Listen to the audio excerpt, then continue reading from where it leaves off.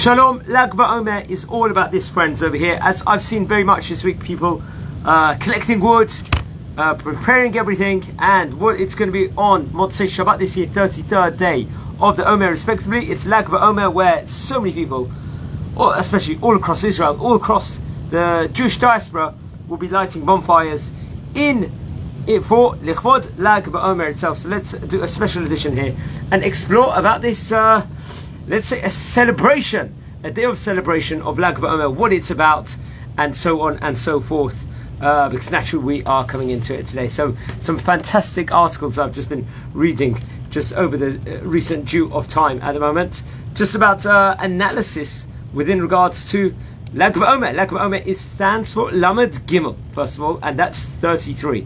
That's the 33rd day of the Omer, respectively, over here, and it's got so much significance to it. First of all, why is it? It's the 33rd day of the counting of the moment, which naturally falls on the 18th day of Iyar, respectively.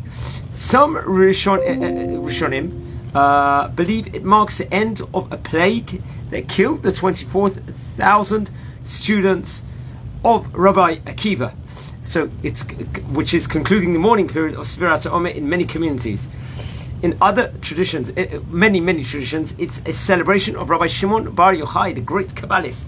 And we all know, according to that, he was buried in Meron. And that's why there's naturally a lot of lighting bonfires, especially that take place, pilgrimages that take place in Meron.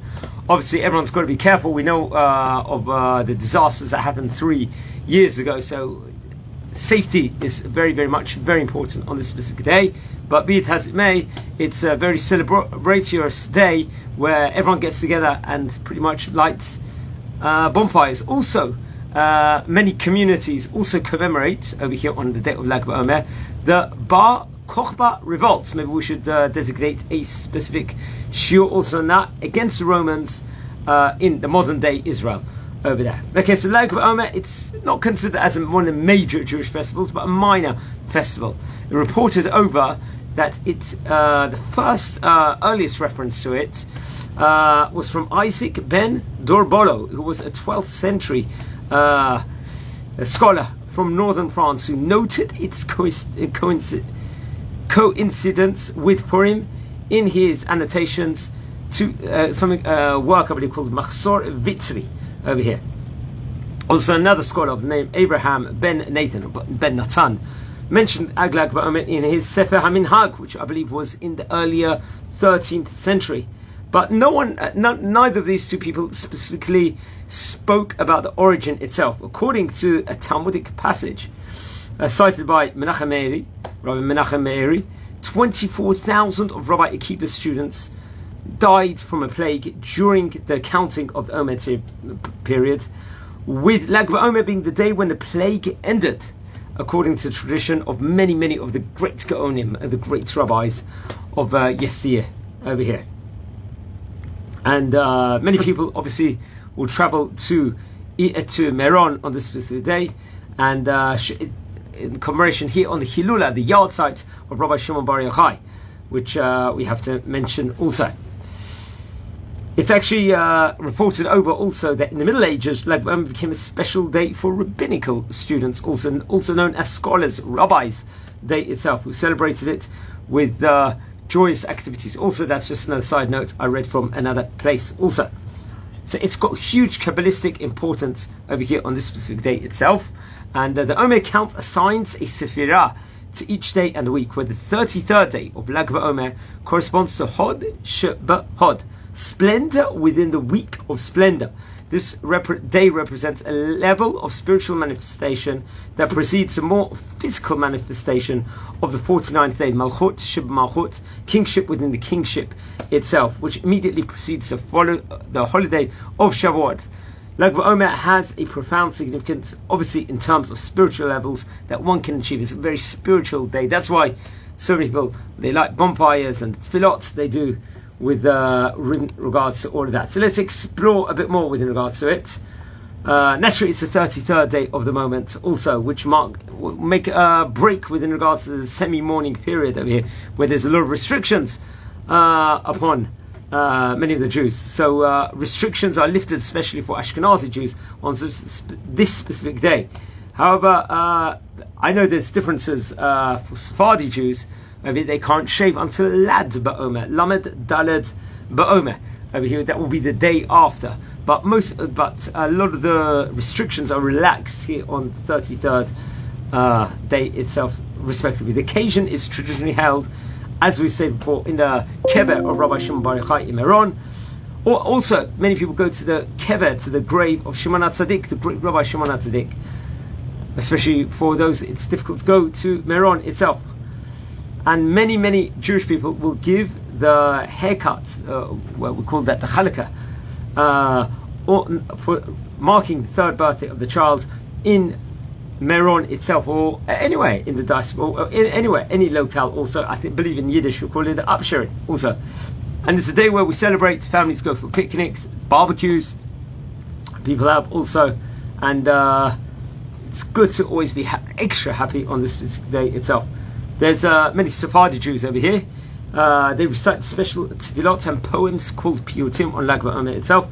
Obviously, one of them is called Bar Yochai, Bar Yochai Nimshach Ta'ashrecha Shem, which praises Rabbi Shimon Bar Yochai, who's obviously the main man. It's his Hillula on this specific day. There's other piyutim, poems, songs that focus on themes of light, joy, and redemption. Also, there's a traditional recite the traditional evening prayer, which includes, some people might even do reported over to do a hallel of thanksgiving also on this day itself. Some Sephardic communities reported over recite the Tikkun Chatzot, a special midnight lamentation that expresses mourning for the destruction of the temple in Jerusalem and the exile of the Jewish people itself. Okay, now bonfires.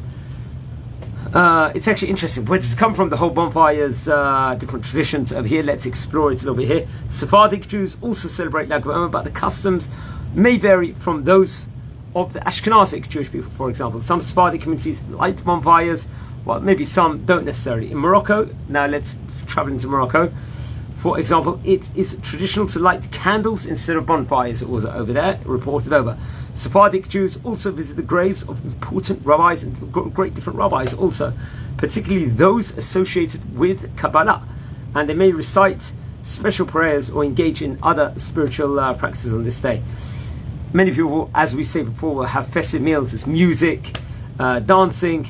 Also, there's different customs associated with Lag BaOmer itself, such as there's this practice of baking special cookies in the shape of a bow and arrow. So let's explore this. Also, this is according to some Sephardi communities. This is reported over from Sephardi EU website over here. Bows and arrows, why they play a significant role in the celebration of Lag BaOmer, especially for many of the both religious Jews and the Zionistic traditions there is, because children in Israel played with bows and arrows to symbolize the midrashic belief that during the lifetime of Bar Kokhba, the rainbow, which is a keshet, which is God's promise to never destroy the world again by flood, was not seen ever again, as Bar Yochai merited, the Rabbi Shimon Bar Yochai merits, it actually protected the world itself. Naturally, many people celebrate this day, and it's different things reported over, especially youth movements, and children will. It's also marked, reported over, that the IDF, in the IDF, as a week of Gadna program, established, I believe, in the year 1941, and is represented by a bow and arrow emblem over here. That's what was reported over, also, which is very, very interesting. With regards to food itself, there's no specifically davka food connected to the date itself. That we know on Hanukkah, people will have donuts and Purim, Cham and Tashan, respectively. Obviously on Pesach we eat matzot, we can't have bread, obviously. But on this specific day, some people will have the custom of eating meat and chicken on this day, because there's an extra level of simcha on this specific day, and it shows their importance. Some make special sweets or pastries to share with the family. Common, obviously, to eat grilled meats also, especially in Israel. I think there's a special park in Israel people go to, the Gan Sachar, I think it's called. Many people go to. I remember going maybe 15, 16 years ago. But it all depends on the different traditions, very much so, within regards to this specific date itself. So as I stated before, the Bar Kokhba revolt also plays a special role on the day of Lag BaOmer itself, especially in it's seen over here. It's actually interesting. Let's just explore a bit more about the specific days itself. As we said before, it's 33rd day of Omer, and Lag BaOmer is the count used by Sephardi Jews over here as we're talking about it. Lag BaOmer is also the name used by Rabbi Yosef Karo Moran, who was obviously a Sephardi and the author of the Code of Jewish Law, respectively also. Let's look on more different things specifically on this day itself. We know, obviously, we talked about that it was the day of the passing of Rabbi Shimon Bar Yochai, which is very, very interesting also.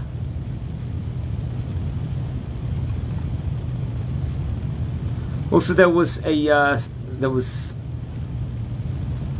philosopher of the name Nachman Krochmal, who was a 19th century Jewish scholar, among others, suggests that the deaths of Rabbi Akiva's students was a reference to the defeat of the soldiers by the Romans, and that Lag BaOmer was a day on which Bar Kokhba enjoyed a brief victory also this time. So we touched upon that it being called the Scholars' Day itself specifically also.